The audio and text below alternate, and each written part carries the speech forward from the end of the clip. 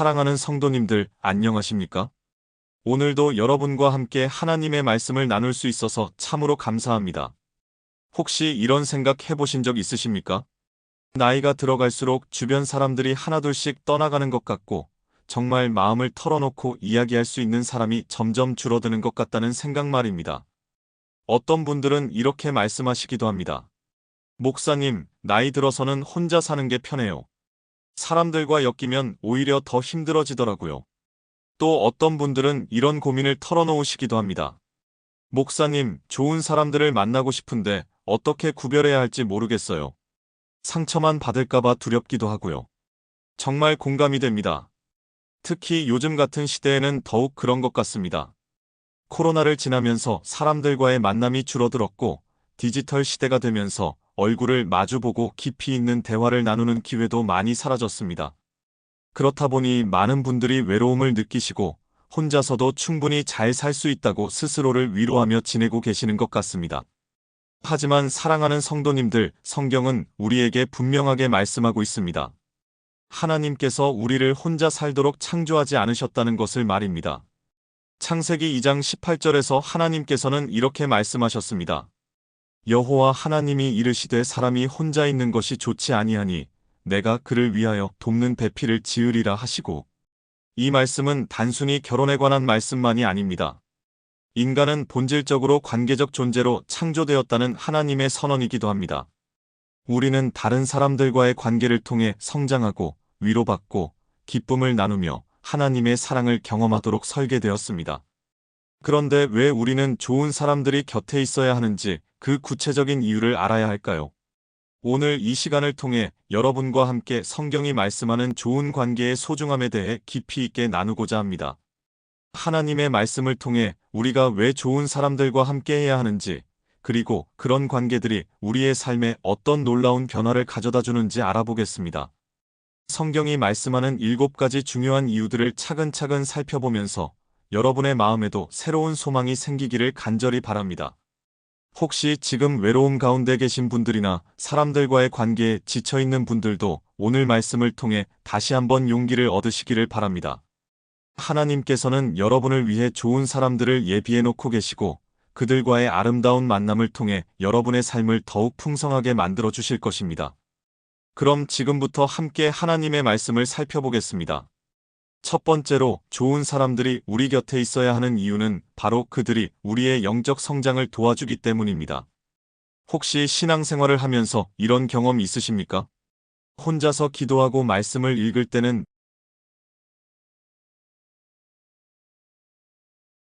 별로 은혜가 없었는데, 믿음 좋은 분과 함께 기도하고 말씀을 나눌 때는 놀라운 깨달음이 생겼던 경험 말입니다.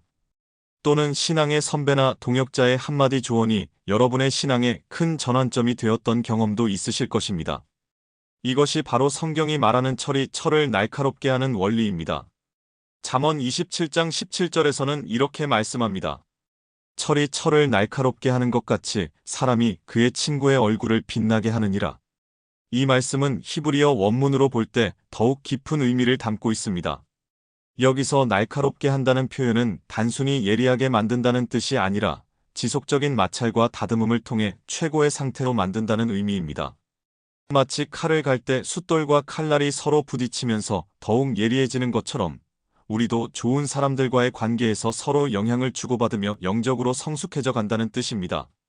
실제로 우리가 신앙생활을 하면서 가장 크게 성장하는 순간들을 돌아보면 대부분 다른 사람들과의 관계 속에서 일어났다는 것을 발견할 수 있습니다. 어떤 분은 새신자 시절 양육해 주신 권사님의 헌신적인 돌봄을 통해 신앙의 기초를 다졌을 것이고, 또 어떤 분은 소그룹에서 만난 믿음의 동료들과 함께 기도하고 나누면서 깊은 신앙의 세계를 경험했을 것입니다. 저 역시 목회하면서 수많은 성도님들을 만나보았는데, 신앙이 빠르게 성장하는 분들의 공통점이 있었습니다. 바로 좋은 신앙의 동반자들이 곁에 있다는 것이었습니다. 그분들은 혼자서만 신앙생활을 하지 않았습니다. 함께 기도할 수 있는 기도 동료가 있었고, 말씀을 나눌 수 있는 성경 공부 친구들이 있었으며, 어려울 때 위로해 줄 수 있는 믿음의 가족들이 있었습니다. 반대로 신앙이 침체되거나 교회를 떠나게 되는 분들을 보면 대부분 혼자서 신앙생활을 하려고 했던 경우가 많았습니다. 나는 하나님하고만 관계하면 되라고 생각하며 다른 사람들과의 교제를 소홀히 했던 것입니다. 하지만 하나님께서는 우리를 공동체적 존재로 만드셨습니다. 우리는 다른 사람들과의 관계를 통해 하나님의 사랑을 더 깊이 경험하고 그분의 뜻을 더 명확하게 깨달을 수 있도록 창조되었습니다. 그렇기 때문에 좋은 사람들이 우리 곁에 있을 때 우리의 영적 안목이 더욱 넓어지고 깊어집니다. 그들의 기도를 통해 우리가 미쳐보지 못했던 하나님의 뜻을 발견하기도 하고 그들의 조언을 통해 우리의 부족한 부분을 깨닫기도 합니다. 또한 그들의 믿음을 보면서 우리 자신도 더욱 담대한 믿음을 가지게 되기도 합니다. 사랑하는 성도님들, 여러분에게는 여러분의 영적 성장을 진심으로 격려하고 도와주는 좋은 사람들이 있습니까? 만약 아직 그런 분들을 만나지 못했다면 하나님께 기도해 보시기 바랍니다. 하나님께서는 반드시 여러분을 위해 좋은 신앙의 동반자들을 예비해 놓고 계실 것입니다. 그리고 동시에 여러분도 다른 누군가에게는 좋은 신앙의 동반자가 될 수 있도록 준비하시기 바랍니다. 두 번째로, 좋은 사람들이 우리 곁에 있어야 하는 이유는 그들이 우리의 짐을 함께 져주기 때문입니다. 인생을 살아가다 보면 혼자서는 도저히 감당할 수 없는 무거운 짐들을 지게 될 때가 있습니다. 갑작스러운 질병으로 인한 고통, 자녀들의 문제로 인한 염려, 경제적인 어려움으로 인한 부담 또는 깊은 상처와 아픔으로 인한 절망감 같은 것들 말입니다. 이런 때에 우리는 얼마나 외롭고 무력감을 느끼게 됩니까? 마치 온 세상이 우리를 외면하는 것 같고 아무도 우리의 아픔을 이해해주지 못하는 것 같은 기분이 들기도 합니다. 하지만 바로 그런 때에 우리 곁에 있는 좋은 사람들이 얼마나 큰 위로와 힘이 되는지 아십니까? 갈라디아서 6장 2절에서 사도 바울은 이렇게 권면합니다. 너희가 짐을 서로 지라 그리하여 그리스도의 법을 성취하라. 여기서 짐을 서로 진다는 것은 단순히 물리적인 도움을 주는 것만을 의미하지 않습니다. 헬라어 원문에서 짐이라는 단어는 바로스인데 이는 무겁고 견디기 힘든 부담을 뜻합니다. 즉, 이 말씀은 우리가 혼자서는 감당할 수 없는 인생의 무거운 짐들을 서로 나누어 지라는 의미입니다. 그것은 때로는 물질적인 도움일 수도 있고 때로는 정서적인 위로일 수도 있으며 때로는 영적인 기도 지원일 수도 있습니다. 중요한 것은 우리가 혼자가 아니라는 것을 깨닫게 해주는 것입니다. 실제로 어려운 상황에 처했을 때 좋은 사람들이 곁에 있는 것과 없는 것의 차이는 정말 크다고 할 수 있습니다. 몇 년 전에 한 성도님이 갑작스럽게 암 진단을 받게 되었습니다. 처음에는 그 충격과 두려움으로 인해 완전히 절망에 빠져 있었습니다. 왜 하필 나에게 이런 일이라며 하나님을 원망하기도 했습니다. 하지만 그때 그분의 소그룹 식구들이 놀라운 사랑을 보여주었습니다. 매주 병원에 함께 가서 치료받을 때 곁에 있어 주었고 집안일을 도와주었으며 무엇보다 매일같이 그분을 위해 기도해 주었습니다. 그분은 나중에 이렇게 고백했습니다. 목사님, 저는 그때 비로소 깨달았어요.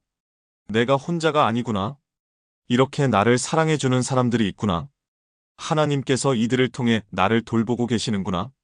그 후로 그분의 신앙은 완전히 달라졌습니다. 물론 치료 과정은 여전히 힘들었지만 더 이상 혼자 감당해야 하는 무거운 짐이 아니었습니다. 함께 져주는 사람들이 있었기 때문에 그 짐이 훨씬 가벼워졌던 것입니다.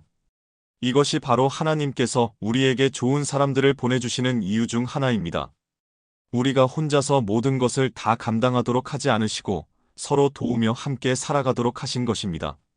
그런데 여기서 중요한 것은 단방향적인 도움이 아니라는 점입니다. 때로는 내가 다른 사람의 짐을 져주기도 하고 때로는 다른 사람이 내 짐을 져주기도 하는 것입니다.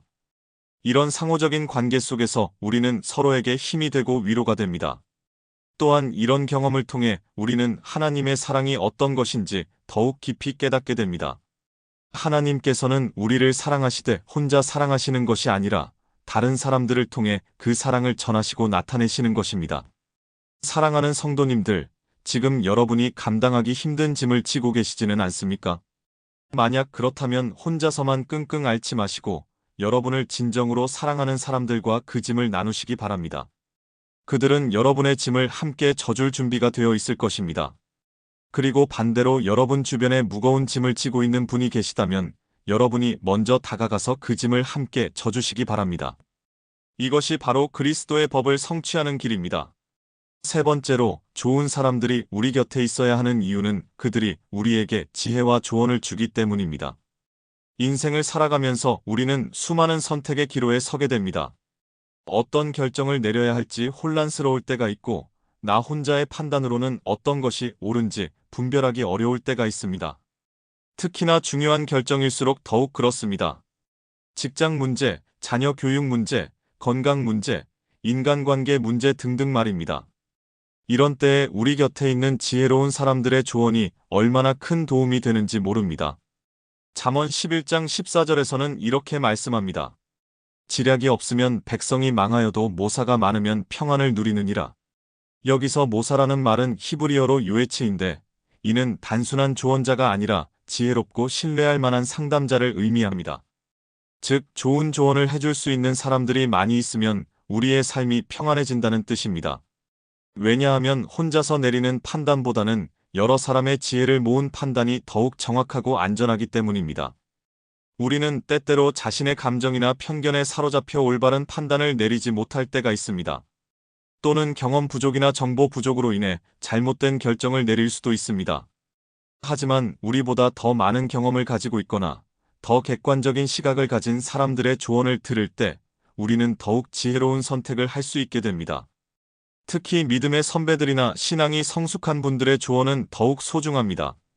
그분들은 단순히 세상적인 지혜만 주는 것이 아니라 하나님의 뜻에 부합하는 방향으로 우리를 인도해 주기 때문입니다.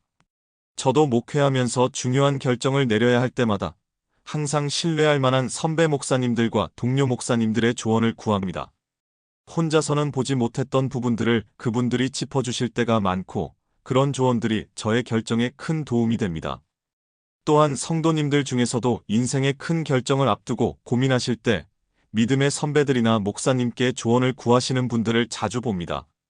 그리고 그런 조언을 통해 더욱 지혜로운 선택을 하시는 모습을 보게 됩니다. 물론 여기서 주의할 점이 있습니다. 모든 사람의 조언을 무분별하게 받아들이라는 것은 아닙니다.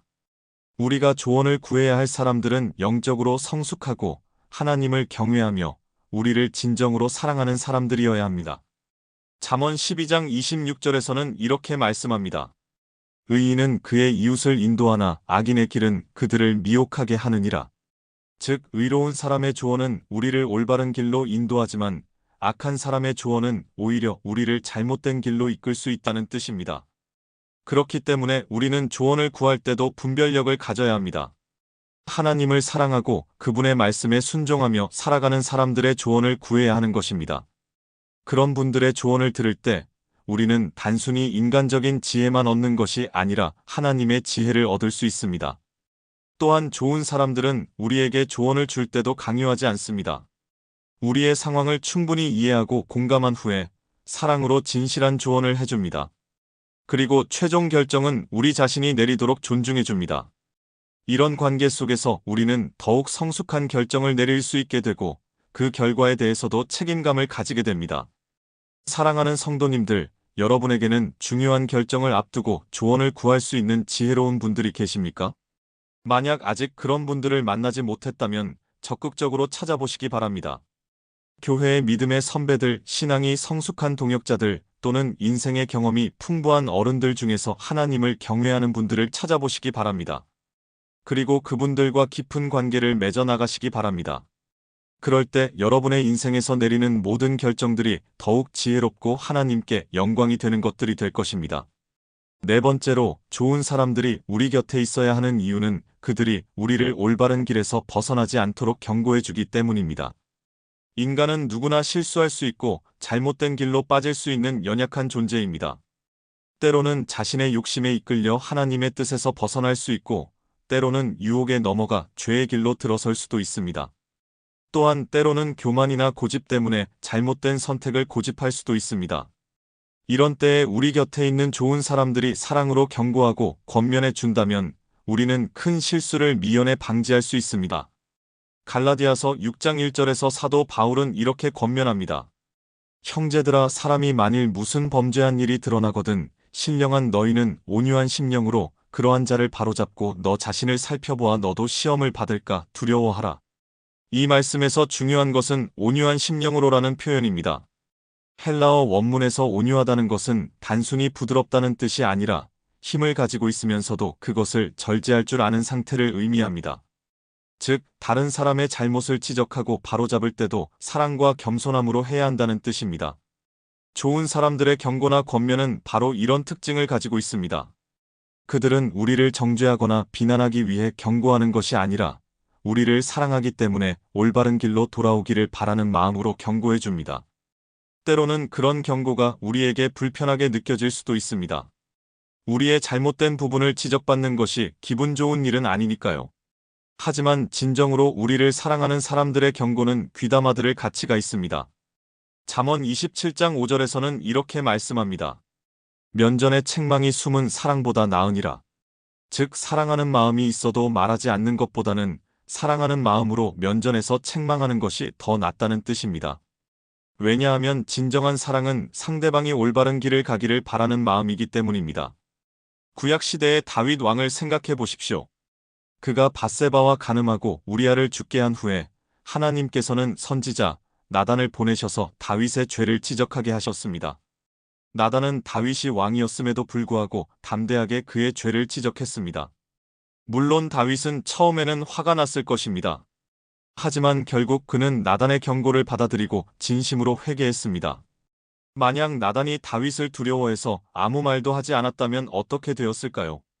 다윗은 계속해서 죄 가운데 머물러 있었을 것이고 결국 하나님의 진노를 피할 수 없었을 것입니다. 하지만 나단의 사랑 어린 경고 덕분에 다윗은 회개할 수 있었고 다시 하나님과의 관계를 회복할 수 있었습니다. 이처럼 좋은 사람들의 경고는 때로 우리의 인생을 완전히 바꿔놓을 수 있습니다. 현대를 살아가는 우리에게도 이런 일들이 일어납니다. 어떤 분은 사업상 부정한 거래를 하려고 할 때 믿음의 동료가 사랑으로 경고해 주어서 큰 죄를 짓지 않을 수 있었습니다. 또 어떤 분은 자녀와의 관계에서 잘못된 방식으로 대하고 있을 때 교회의 선배가 조언해 주어서 관계를 회복할 수 있었습니다. 또 어떤 분은 교만해져서 다른 사람들을 무시하고 있을 때 가까운 친구가 솔직하게 지적해 주어서 자신을 돌아볼 수 있었습니다.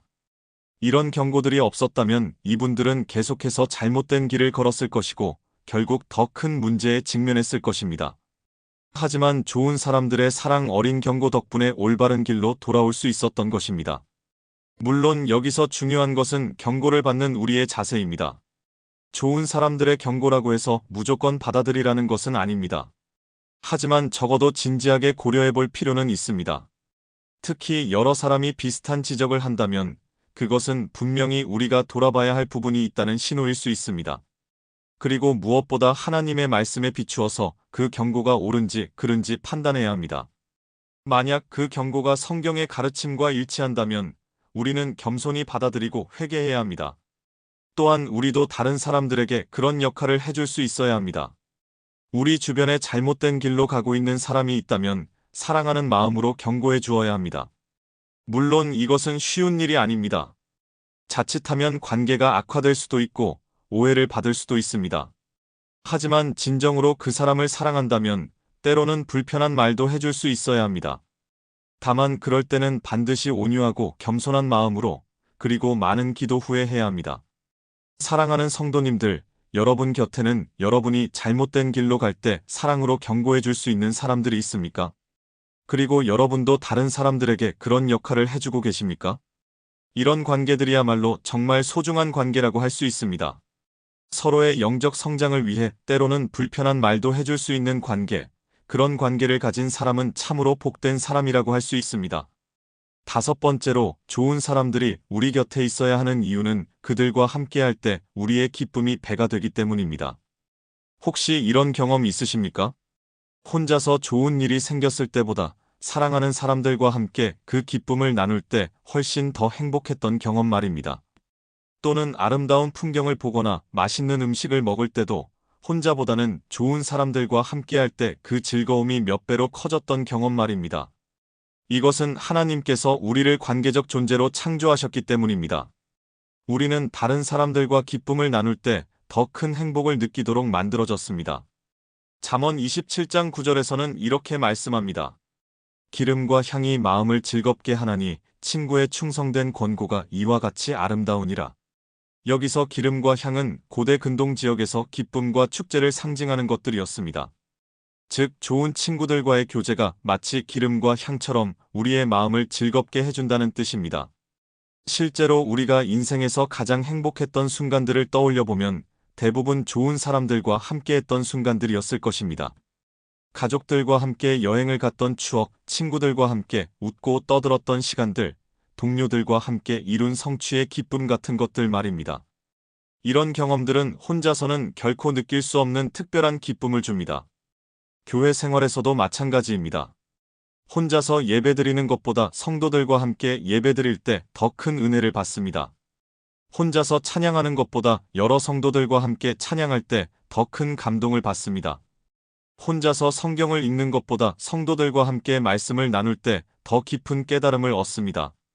왜 그럴까요? 하나님께서 우리를 공동체적 존재로 만드셨기 때문입니다. 우리는 다른 사람들과의 관계 속에서 하나님의 사랑을 더 깊이 경험하고 그분이 주시는 기쁨을 더욱 풍성하게 누리도록 창조되었습니다. 신약 성경을 보면 초대교회 성도들의 모습이 바로 이런 기쁨의 공동체였습니다. 사도행전 2장 46절에서 47절을 보면 이렇게 기록되어 있습니다. 날마다 마음을 같이하여 성전에 모이기를 힘쓰고 집에서 떡을 떼며 기쁨과 순전한 마음으로 음식을 먹고 하나님을 찬미하며 또 온 백성에게 칭송을 받으니. 여기서 주목할 점은 기쁨과 순전한 마음으로라는 표현입니다. 초대교회 성도들은 함께 모이는 것 자체를 기쁨으로 여겼습니다. 함께 예배하고 함께 식사하고 함께 찬양하는 모든 순간이 그들에게는 큰 기쁨이었습니다. 이런 기쁨의 공동체였기 때문에 많은 사람들이 교회의 매력을 느꼈고 복음이 빠르게 전파될 수 있었습니다. 현대를 살아가는 우리도 마찬가지입니다. 좋은 사람들과 함께할 때 우리의 기쁨은 배가 됩니다. 성공했을 때 함께 기뻐해 줄 사람이 있다는 것, 좋은 일이 생겼을 때 함께 감사할 사람이 있다는 것, 하나님의 은혜를 함께 나눌 사람이 있다는 것은 정말 큰 축복입니다. 반대로 혼자서만 기쁨을 누리려고 한다면 그 기쁨은 금세 시시해지고 공허해집니다. 아무리 좋은 일이 생겨도 나눌 사람이 없다면 그 기쁨은 오래가지 못합니다. 하지만 함께 기뻐해 줄 사람들이 있다면 작은 기쁨도 큰 기쁨이 되고 그 기쁨이 오래도록 지속됩니다. 또한 좋은 사람들과 함께 기쁨을 나누다 보면 우리는 더욱 감사하는 마음을 가지게 됩니다. 혼자서는 당연하게 여겼던 것들도 다른 사람들과 함께 나누다 보면 얼마나 소중한 것인지 깨닫게 됩니다. 그리고 그런 깨달음을 통해 하나님께 더욱 감사하게 됩니다. 더 나아가 좋은 사람들과의 교제를 통해 우리는 새로운 기쁨들을 발견하게 되기도 합니다. 혼자서는 경험해 보지 못했던 것들을 함께 경험하면서 삶의 영역이 더욱 풍성해집니다. 새로운 취미를 함께 즐기게 되기도 하고 새로운 관점으로 세상을 바라보게 되기도 하며 새로운 꿈을 꾸게 되기도 합니다. 사랑하는 성도님들, 여러분의 기쁨을 함께 나눌 수 있는 좋은 사람들이 곁에 계십니까? 그리고 여러분도 다른 사람들의 기쁨을 함께 나누어 주고 계십니까? 만약 아직 그런 관계가 부족하다면 적극적으로 좋은 사람들과의 관계를 만들어 가시기 바랍니다. 그리고 다른 사람들의 기쁨에 진심으로 함께 기뻐해 주시기 바랍니다. 그럴 때 여러분의 삶은 더욱 풍성하고 행복한 삶이 될 것입니다. 여섯 번째로, 좋은 사람들이 우리 곁에 있어야 하는 이유는 그들이 우리가 더 나은 사람이 되도록 격려하고 동기를 부여해 주기 때문입니다. 혹시 이런 경험 있으십니까? 좋은 사람들을 보면서 나도 저분처럼 살고 싶다는 마음이 든 적 말입니다. 또는 훌륭한 신앙인을 만나면서 나도 저런 믿음을 가지고 싶다고 생각한 적 말입니다. 이것이 바로 좋은 사람들이 우리에게 주는 놀라운 영향력입니다. 그들은 말로만 우리를 격려하는 것이 아니라 그들의 삶 자체로 우리에게 도전을 주고 동기를 부여해 줍니다. 히브리서 10장 24절에서는 이렇게 권면합니다. 서로 돌아보아 사랑과 선행을 격려하며. 여기서 격려하다라는 말은 헬라어로 파록시스모스인데 이는 단순히 위로하거나 응원한다는 뜻이 아닙니다. 원래 이 단어는 날카롭게 자극하다, 불러일으키다라는 의미를 가지고 있습니다. 즉, 서로를 자극하여 사랑과 선행을 하도록 동기를 부여하라는 뜻입니다. 좋은 사람들은 바로 이런 역할을 해줍니다. 그들의 삶을 보면서 우리는 자연스럽게 더 나은 사람이 되고 싶은 마음이 생깁니다. 그들의 선한 행동을 보면서 우리도 그런 선한 일들을 하고 싶어집니다. 그들의 깊은 신앙을 보면서 우리도 하나님을 더욱 사랑하고 싶어집니다. 이것은 경쟁심이나 질투심과는 다릅니다. 건전한 동기부여이고 긍정적인 자극입니다. 예를 들어 늘 감사하며 기뻐하는 사람을 보면 우리도 그런 마음을 가지고 싶어집니다. 어려운 상황에서도 믿음을 잃지 않는 사람을 보면 우리의 믿음도 더욱 견고해지고 싶어집니다. 다른 사람을 위해 헌신하는 사람을 보면 우리도 더욱 사랑하는 사람이 되고 싶어집니다. 성경에서도 이런 예들을 많이 찾아볼 수 있습니다.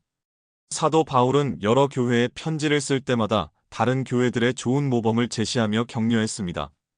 고린도 후서 8장에서는 마게도니아 교회들의 헌신적인 연보를 소개하면서 고린도 교회 성도들도 그런 마음을 가지도록 격려했습니다. 또한 데살로니가전서 1장에서는 데살로니가 교회가 다른 지역 성도들에게 모범이 되고 있다고 칭찬하면서 계속해서 그런 좋은 영향력을 끼치도록 격려했습니다. 이처럼 좋은 사람들의 모범은 다른 사람들에게 강력한 동기부여가 됩니다. 현실에서도 우리는 이런 경험들을 많이 하게 됩니다. 어떤 분은 교회에서 항상 밝고 긍정적인 권사님을 보면서 자신도 그런 사람이 되기로 결심했다고 합니다. 또 어떤 분은 어려운 가운데서도 늘 다른 사람들을 섬기는 집사님을 보면서 자신의 삶의 우선순위를 다시 정했다고 합니다. 또 어떤 분은 매일 새벽 기도를 빠지지 않는 성도님을 보면서 자신도 기도 생활을 더욱 열심히 하게 되었다고 합니다. 이런 것들이 바로 좋은 사람들이 우리에게 주는 긍정적인 영향력입니다. 그들은 강요하지 않습니다. 단지 자신들의 삶을 통해 보여줄 뿐입니다. 하지만 그 모습을 보는 우리는 자연스럽게 도전을 받고 동기를 부여받게 됩니다. 물론 여기서 중요한 것은 건전한 동기와 불건전한 동기를 구별하는 것입니다. 다른 사람을 이기려고 하거나 남에게 보이려고 하는 마음은 좋은 동기가 아닙니다.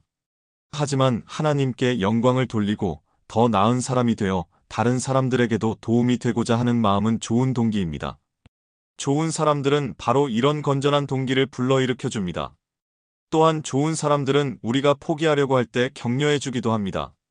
우리가 어려움에 직면해서 나는 안 되라고 생각할 때 그들은 당신은 할 수 있어요 라고 말해줍니다.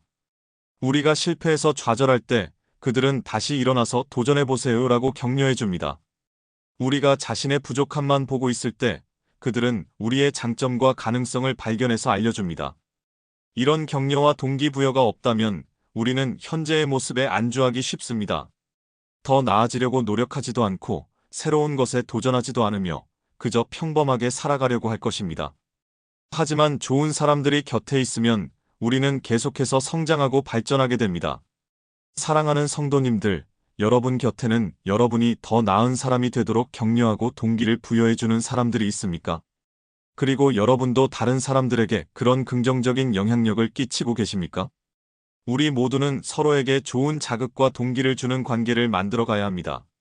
그럴 때 우리는 개인적으로도 성장하고 함께하는 공동체도 더욱 발전하게 될 것입니다. 7번째로 마지막으로 좋은 사람들이 우리 곁에 있어야 하는 이유는 그들과의 관계를 통해 우리가 하나님의 사랑을 더 깊이 경험할 수 있기 때문입니다. 이것이 아마도 가장 중요한 이유라고 할 수 있을 것입니다.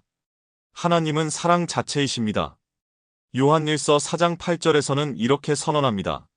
사랑하지 아니하는 자는 하나님을 알지 못하나니 이는 하나님은 사랑이심이라. 그런데 하나님의 사랑은 추상적인 개념이 아닙니다.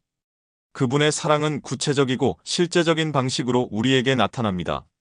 그리고 그 방법 중 하나가 바로 우리 곁에 있는 사람들을 통해서입니다. 하나님께서는 다른 사람들의 사랑을 통해 우리에게 당신의 사랑을 보여주십니다. 또한 우리가 다른 사람들을 사랑할 때 우리는 하나님의 사랑이 어떤 것인지 더욱 깊이 이해하게 됩니다. 요한일서 4장 12절에서는 이렇게 말씀합니다.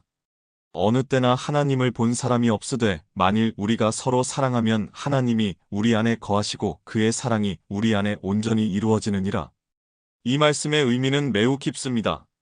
우리는 하나님을 직접 볼 수는 없지만 서로 사랑할 때 하나님의 임재를 경험할 수 있다는 뜻입니다.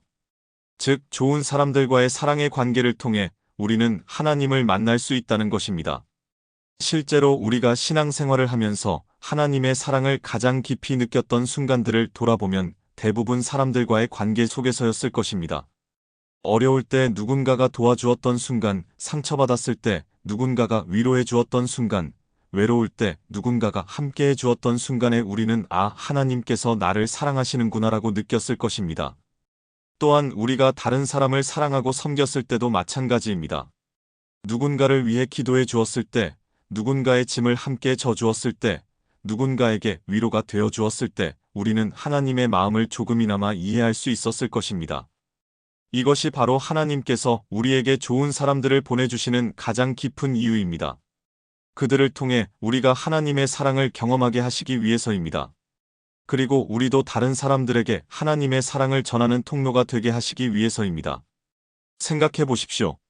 만약 이 세상에 우리 혼자만 있다면 우리는 하나님의 사랑을 어떻게 경험할 수 있겠습니까? 물론 하나님께서 직접 우리에게 사랑을 보여주실 수도 있습니다.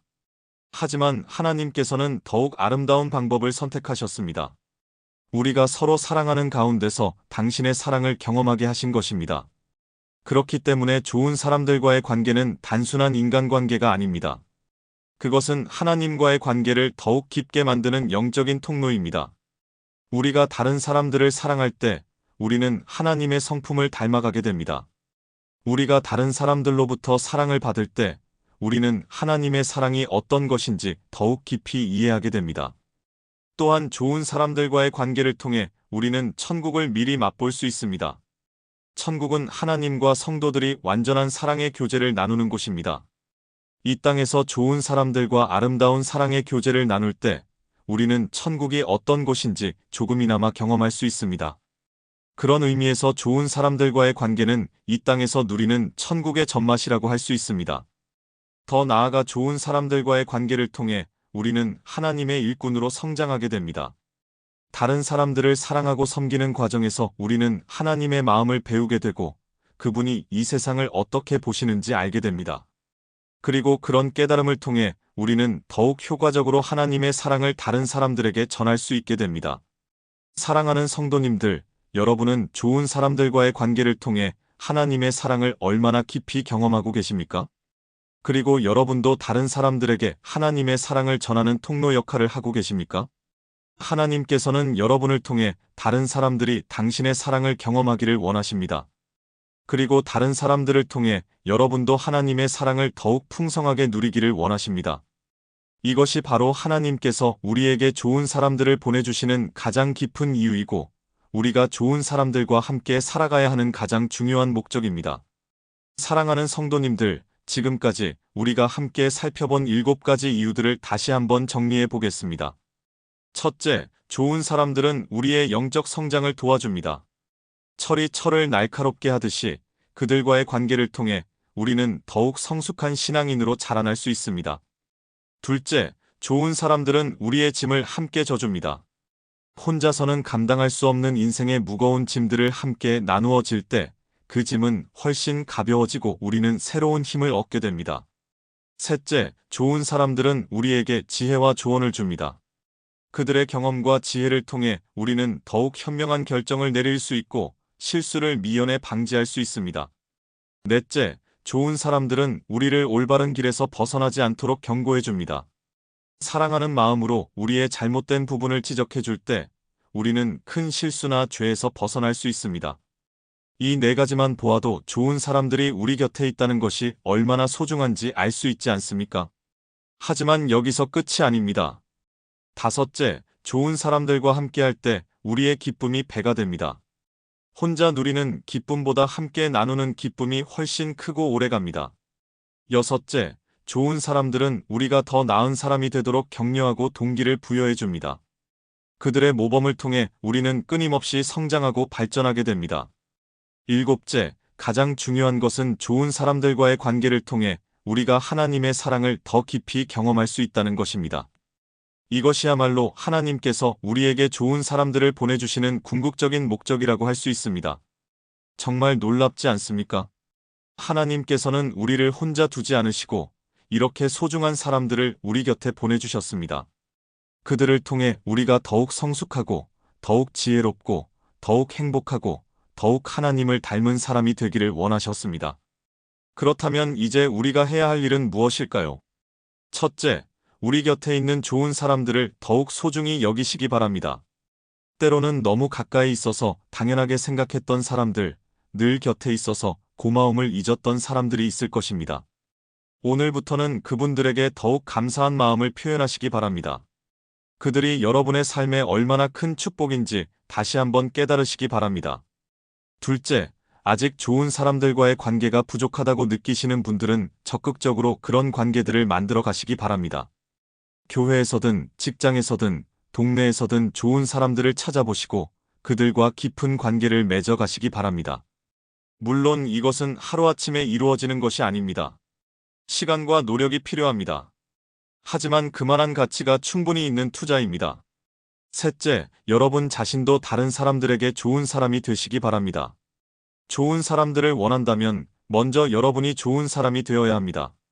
다른 사람의 영적 성장을 도와주고, 다른 사람의 짐을 함께 져주고, 다른 사람에게 지혜로운 조언을 해주고, 사랑으로 경고해주고, 다른 사람의 기쁨을 함께 나누고, 다른 사람을 격려하고, 다른 사람에게 하나님의 사랑을 전해주는 사람이 되시기 바랍니다.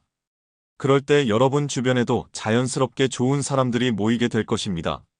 넷째, 무엇보다 하나님께 기도하시기 바랍니다. 좋은 사람들과의 만남은 우연이 아닙니다. 하나님께서 예비하시고 인도하시는 것입니다. 하나님께 간절히 기도하시기 바랍니다. 하나님, 제 곁에 좋은 사람들을 보내주세요. 그리고 저도 다른 사람들에게 좋은 사람이 되게 해주세요. 하나님께서는 이런 기도를 기뻐하시고 반드시 응답해 주실 것입니다. 사랑하는 성도님들, 우리는 혼자 사는 존재가 아닙니다. 하나님께서 우리를 관계적 존재로 만드셨습니다. 좋은 사람들과 함께할 때 우리의 삶은 더욱 풍성하고 아름다워집니다. 그들을 통해 우리는 하나님의 사랑을 경험하고 그 사랑을 다른 사람들에게 전할 수 있게 됩니다. 지금 이 순간도 하나님께서는 여러분을 위해 좋은 사람들을 예비하고 계십니다. 그리고 여러분을 통해서도 다른 사람들에게 복이 되기를 원하고 계십니다. 여러분의 삶에 함께하고 있는 모든 좋은 사람들에게 감사하시기 바랍니다.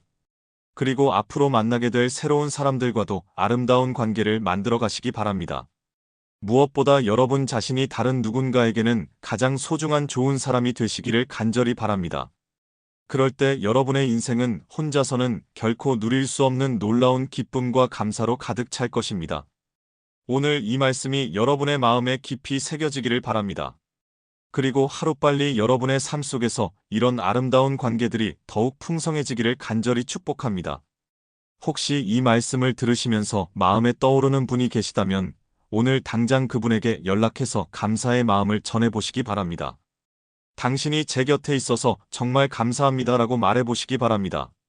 그 한마디가 그분에게도 큰 기쁨이 될 것이고 여러분에게도 새로운 행복을 가져다 줄 것입니다. 만약 이 영상이 여러분에게 도움이 되었다면 좋아요 버튼을 눌러주시고 댓글로 여러분의 생각도 나누어 주시기 바랍니다.